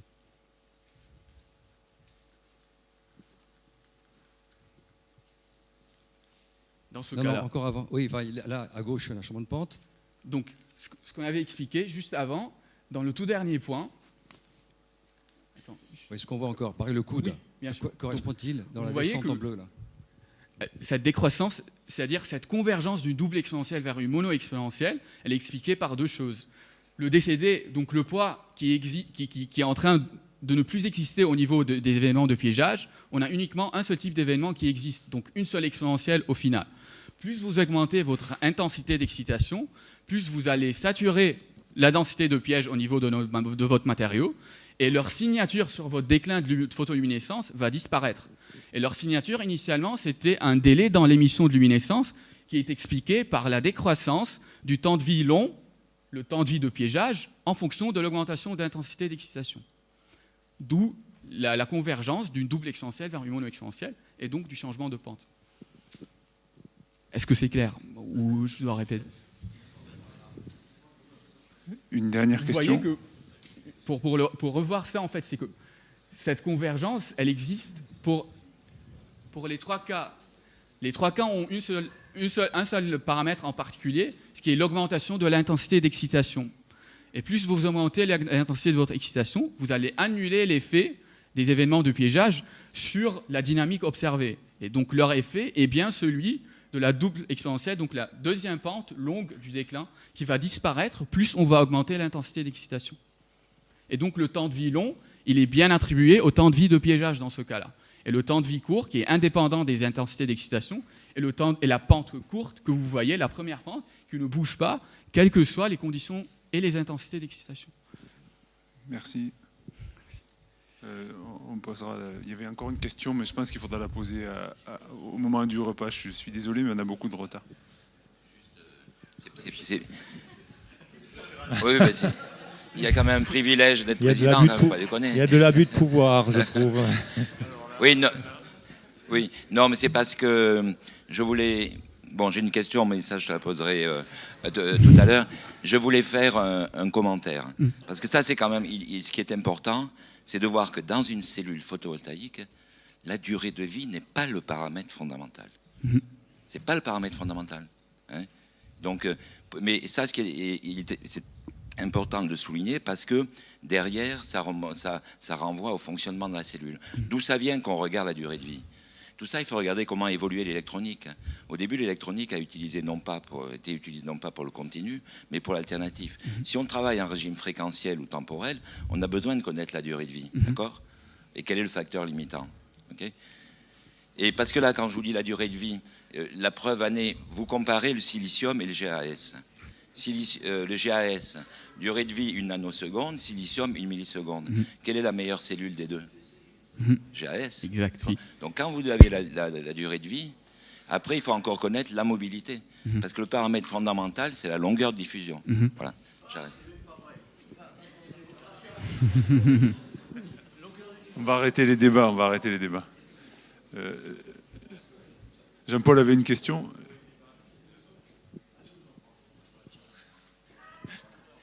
Oui, je pense que vous pourrez disserter de quel est le bon paramètre dans une cellule photovoltaïque à déjeuner. Moi, j'avais juste une toute petite question. Dans les deux temps caractéristiques que tu mets en évidence, donc tu parles d'un temps de caractéristique bande à bande. Est-ce que ce temps... Et tu montres qu'il ne dépend pas finalement des conditions d'injection. Est-ce que ça veut dire que ce temps-là est lié à la recombinaison directe? Exact. Parce que tu peux avoir de la recombinaison bande à bande par l'intermédiaire de défauts recombinants au milieu de la bande interdite, mais qui, elle, a priori, peut dépendre des conditions d'intensité. Exactement, et c'est de cette façon qu'on définit en fait ces temps de vie, des temps de vie de recombinaison directe et des temps de vie qui passent par l'intermédiaire des pièges en fait. Donc des recombinaisons qui passent par l'intermédiaire des pièges. Bon, on en discutera tout à l'heure, je pense que c'est pas tout à fait ça. Bon, on va passer au dernier exposé de la session. Merci encore.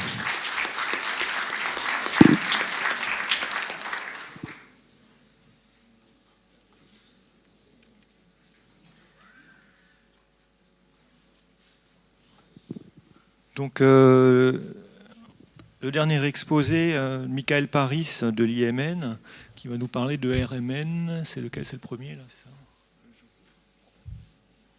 Ouais. Ok. Voilà. Je vais essayer de me dépêcher un petit peu. Puis merci aux organisateurs et à ceux qui sont restés. Et donc je vais vous présenter là ce travail qui a été fait dans le... Ça fonctionne vraiment? Ouais. J'ai l'impression, moi, ouais. Donc qui a été fait dans le cadre d'une collaboration entre l'IMN à Nantes et l'IMRA à Sophia Antipolis. Donc je vais vous présenter l'apport de l'RMN du solide pour caractériser les composés mixtes CZTS-SC.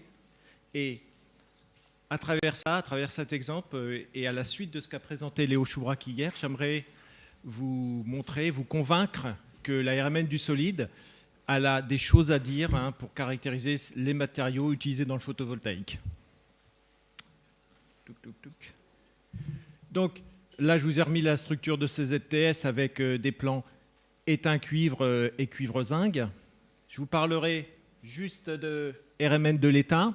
Et je vais vous montrer que cet RMN de l'étain permet de déterminer la structure, la distribution des anions dans la structure. Et ça, jusque-là, il n'y avait absolument aucune info disponible. Et puis aussi, un truc plus important encore, c'est de caractériser le désordre cuivre-zinc, qui lui c'était dans le highlight au début,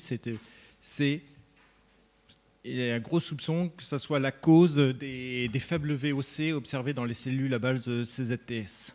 Et on verra quel est le rôle des complexes de défaut de type A que vous a présenté Léo hier. Alors les échantillons, il y a deux séries. Une première obtenue par voie colloïdale. J'utiliserai la nomenclature CO. Donc on est en une synthèse en solution. Et ça, c'est une méthode de synthèse qui a été utilisée dans des cellules qui ont obtenu des rendements de 10,8%. On est sur des composés qui sont cuivre pose zinc riche, qui sont plutôt pas trop bien cristallisés, malgré ici la phase de recuit après la synthèse. La deuxième série d'échantillons qu'on a utilisés, ils ont été obtenus par voie céramique. Donc là, on est en voie solide, haute température. On a des échantillons très cristallins qu'on a voulu et qui sont stoichiométriques en cation, et avec ensuite ici un recuit au-dessus de la température de transition ordre-désordre. Quand je vais parler de désordre, je vais parler de désordre uniquement cuivre-zinc. Et donc avec des vitesses de refroidissement soit très lentes pour avoir des composés assez peu désordonnés, le moins possible, ou alors carrément des trempes pour maximiser le désordre. Alors il faut bien voir que la vitesse de refroidissement ici, elle est bien plus longue qu'ici où on a un refroidissement naturel. Donc on va utiliser ces composés ici un peu comme référence pour étudier les colloïdes, et avec l'avantage en plus que ces échantillons céramiques sont très homogènes, comme on peut le voir sur ce cliché MEB, et qu'on peut avoir des mesures très précises de la composition en faisant de l'EDX sur section polie. Vous voyez ici un peu ce qu'on peut obtenir. On a utilisé on a caractérisé ces échantillons aussi, les deux séries par diffraction des rayons X sur poudre. Je vous montre ici là, un zoom sur l'arrêt 1-1-2 de la série colloïde entre X égale 0 et X égale 1. Et ce qu'on voit, c'est qu'on est homogène en fait en X, c'est-à-dire qu'un échantillon à X égale 0,75, eh bien en fait il n'est pas composé de grains de X égale 0,5 et X égale 1. Donc je peux revenir à RMN, où je vous montre ici un spectre de RMN de l'étain d'un échantillon CZTS pur soufre, obtenu par voie céramique, stoichio et refroidi lentement, donc peu désordonné. Donc vous voyez, on a une raie, pas trop large, et ici à moins 122 ppm. Et ça, en RMN, la position de l'arrêt, ça signe l'environnement électronique du noyau qu'on sonde. C'est-à-dire ici, moins 122 ppm, ça correspond à un étain dans un tétraèdre de soufre avec 8 cuivres et 4 zinc en second voisin. Si maintenant on prend le même échantillon mais désordonné, eh bien, on n'a toujours qu'une seule raie, élargie, et surtout élargie de façon dissymétrique. Et ça, cette asymétrie-là, c'est ce qui signe, par RMN de l'État, le désordre Krübsing. Et en fait, on peut voir en même temps que sur notre échantillon refroidi lentement, malgré tout, on avait encore un tout petit peu de signal ici dans le pied de la raie, qui montrait qu'il n'était pas parfaitement ordonné. Au contraire, si je prends un CZTS qui contient des défauts de type A, c'est-à-dire ici, comme ça, avec une laquine de cuivre ici et un zinc sur le plan au-dessus, eh bien, on voit qu'on n'a plus du tout ce désordre et qu'on est, pour cet échantillon au moins, parfaitement ordonné. Et ça, c'est un résultat qui avait été obtenu précédemment dans la thèse de Léo Schoubrac, c'est que la présence de ce type de défauts permet de limiter le désordre cuivre-zinc, au moins pour les échantillons céramiques et pour les purs soufres. Alors, si maintenant je remplace mon soufre par du sélénium, je change l'environnement électronique de mon étain, et donc je décale l'arrêt là de 500 ppm. Vous voyez, c'est quand même super sensible. Et pour la suite, là, je vais appeler les tétraèdes SN et C4 T4, en accord avec la valeur de X, et T0, les tétraèdes S4 ici, SC4, c'est-à-dire avec 0 soufre. Si je prends maintenant un composé mix, là ici le spectre d'un échantillon colloïde pour X égale 0,5, et bien, ce qu'on voit tout de suite, c'est qu'on n'a pas que des T2. C'est-à-dire qu'il n'y a pas que des tétraèdes avec 2 soufres de sélénium. C'est qu'en fait, on a tout le monde, du T0 au du T4. On a toutes les possibilités avec dans différentes proportions, et ça, j'y reviendrai après. Et là, je vous montre l'ensemble des spectres de nos deux séries, hein, où on a systématiquement plusieurs raies dans les deux cas, quel que soit X. Alors, pour comparer là, ces deux séries, je les ai ici superposées, au moins pour les X intermédiaires, et il y a quelque chose qui nous a quand même assez étonné là-dedans, c'est que en fait, les largeurs des échantillons, enfin, les largeurs des raies des échantillons céramiques, eh bien, elles sont plus larges et surtout plus asymétriques que celles des échantillons colloïdes, alors que les échantillons céramiques sont plus homogènes, mieux cristallisés, et puis ils ont eu un refroidissement lent. Alors là, il y a deux choses. Soit on dit que malgré le refroidissement long, les échantillons, on dit que l'asymétrie est vraiment due au désordre, comme je vous l'ai montré avant. Et dans ce cas-là, malgré le refroidissement long, les échantillons céramiques sont plus désordonnés que les échantillons colloïdes, simplement parce que ces derniers, ils ont des défauts de type A. Ou alors, ça n'a juste rien à voir et c'est un effet de la méthode de synthèse. Alors, pour s'en assurer, on a quand même fait d'autres échantillons céramiques, justement, de type A qui contiennent ces défauts. Et effectivement, quand on compare là, donc ce spectre violet à son homologue stoichiométrique, on voit qu'on perd la symétrie. Et que si on compare avec un spectre d'échantillons pour les colloïdes, eh bien, on a des largeurs de raies qui fonctionnent, enfin, qui sont tout à fait comparables, quoi. Donc, ce qui veut dire que ce mécanisme-là, que les défauts de type A limitent le désordre cuivre-zinc, c'est vraiment un mécanisme de calère général, puisqu'il est vrai pour les échantillons mixtes, pas forcément très cristallisés, différentes méthodes de synthèse, et puis en plus sans besoin d'avoir des recuits et des températures de refroidissement super longues. Alors, le corollaire de ça, c'est que là, si je reprends que la série céramique, eh bien, on voit qu'ils ont tous été refroidis lentement. Par contre, pour les intermédiaires, on a des raies bien plus larges et asymétriques que pour les extrêmes. Ce qui suggère, c'est que l'énergie de formation de ces défauts associés au désordre cuivre-zinc est plus facile à faire dans les intermédiaires que pour les deux extrêmes.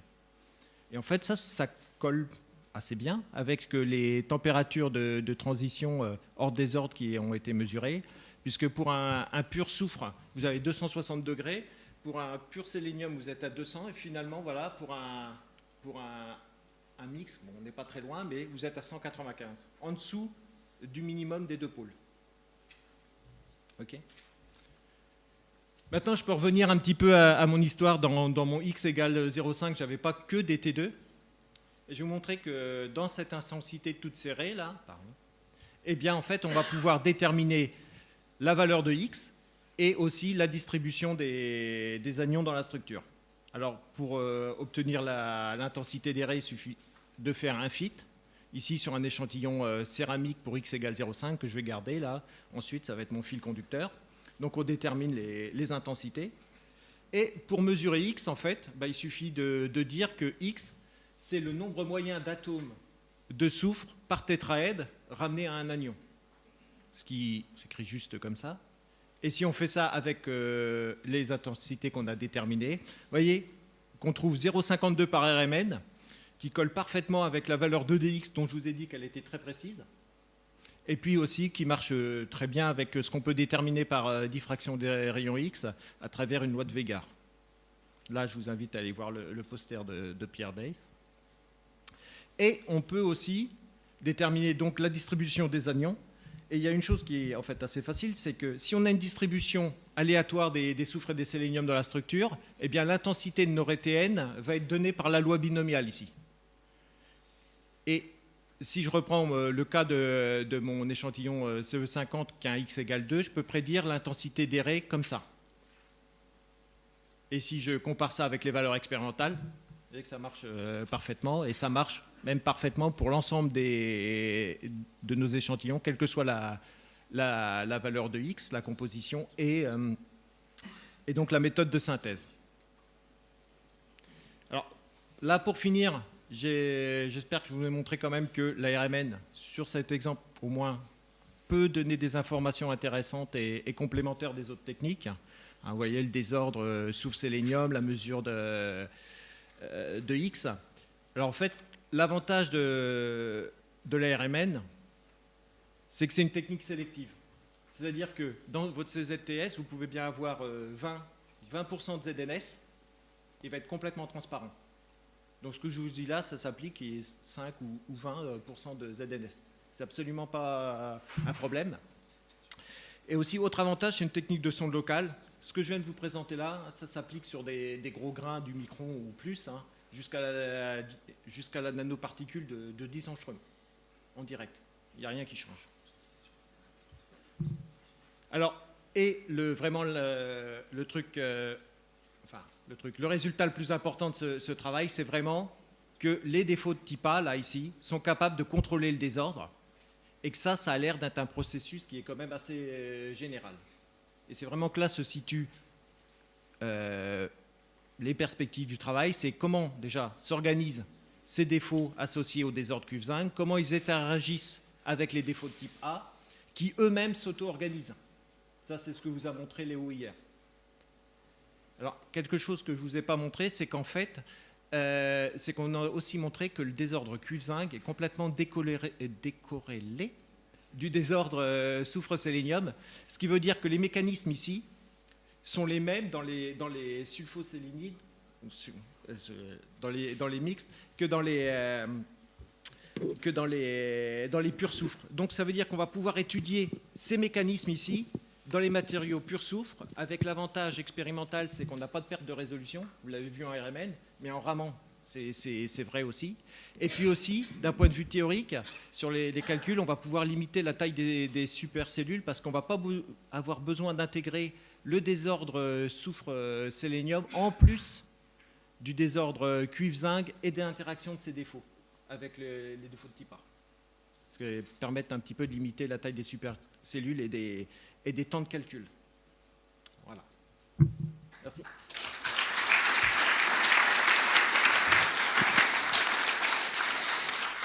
Merci Michael. On a largement le temps, vous n'avez pas faim, j'imagine.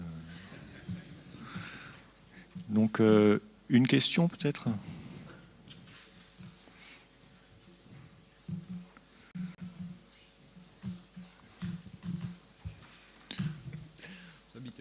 Oui. Vous avez la possibilité de mesurer aussi l'absorption, parce que là, dans le queue d'Urber, typiquement, on voit aussi les effets de désordre ou ordre.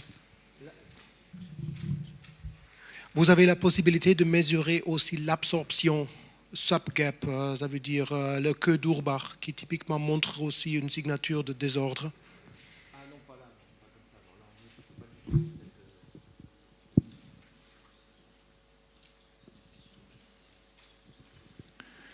Bon, mais on remercie notre orateur encore une fois. Et je pense qu'on peut remercier tous les orateurs de la session.